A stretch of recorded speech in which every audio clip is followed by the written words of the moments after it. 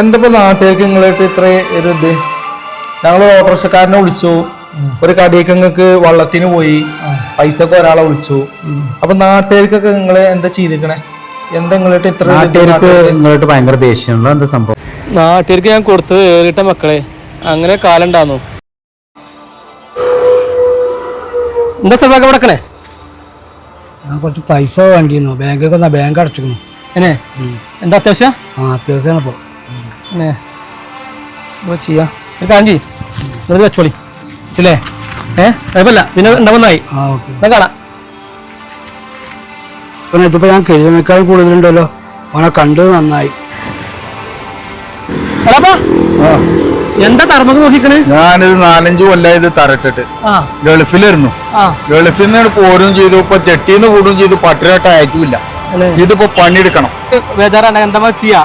പിന്നെ ഞാൻ ഓനെ ഞാൻ വിളിക്കട്ടെ. ആയിക്കോട്ടെ. പിന്നെ നിങ്ങൾ രാവിലെ വീട്ടിൽ നിന്ന് വരുള്ളൂ. ഇൻഷാ അല്ലാ അല്ലേ? ഞങ്ങൾ വരാം.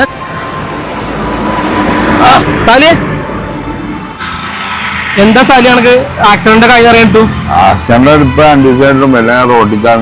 അല്ലേ? പണിക്കൊന്നും പോകാനായിട്ടില്ല? എന്താ പരിപാടി? പണിയൊന്നുമില്ല, നമുക്ക് ഡ്രൈവിംഗ് മാത്രമേ അറിയാം. വണ്ടി എടുക്കാൻ നമ്മളെ ചുറ്റുപാടിൽ വണ്ടി ഉണ്ട്, അനക്ക് ഞാൻ ഒരു ഓട്ടോറിക്ഷ ഇറക്കി തരാം. പറ്റണ പോലെ അത് അടവടച്ചിട്ട് അത് കുഴപ്പമില്ലാണ് കേട്ടോ. പോരെ, നമ്മൾ എന്താ ചെയ്യാം? ഈ വണ്ടി നല്ല വണ്ടിയാണ്, ഇതെടുത്തോളി.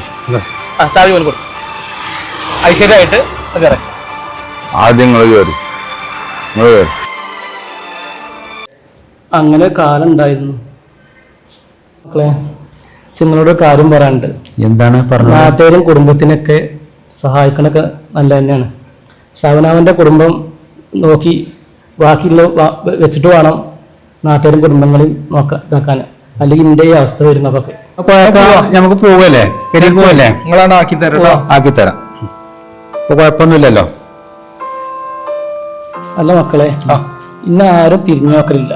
നിങ്ങളിപ്പോ എന്തെങ്കിലും ഹോസ്പിറ്റലിലേക്കോ അവിടേക്ക് കൂടിക്കൊക്കെ കൂട്ടിക്കൊള്ളുന്നു. അതെ കോയക്ക, നിങ്ങൾ നല്ല പങ്കാലത്ത് നാട്ടുകാർക്കും വീട്ടുകാർക്കും ഒക്കെ നല്ല സഹായം ചെയ്തോന്നില്ല ഞങ്ങൾക്കൊക്കെ അറിയാം. അതുകൊണ്ടാണ് ഞങ്ങള് നിങ്ങളെ വീണപ്പോ പെട്ടെന്ന് എടുത്തുകൊണ്ട് കൊണ്ടല്ല കാരണം. നിങ്ങൾ ചെയ്യുന്ന സേവനങ്ങളൊക്കെ ഈ നാടില് ഞങ്ങൾ കണ്ടുകൊണ്ടേ ഇരിക്കുകയാണ്. ഇപ്പൊ നിങ്ങളെ ഗതി നിങ്ങൾ നോക്കണ്ട. ആയ കാലത്ത് നിങ്ങൾ ഒരുപാട് ഈ നാടിന് ഉപകാരം ചെയ്തിട്ടുണ്ട്. ആരും നോക്കലില്ല. നിങ്ങളെ പോലെ അല്ലാതെ ഈ പല നമ്മുടെ നാട്ടില് പല മൂലക്കുണ്ട് കോയാക്ക. നിങ്ങൾ വിഷമിക്കാൻ നിങ്ങളെ കാര്യത്തിൽ ഞങ്ങൾ തീരുമാനം എടുക്കും.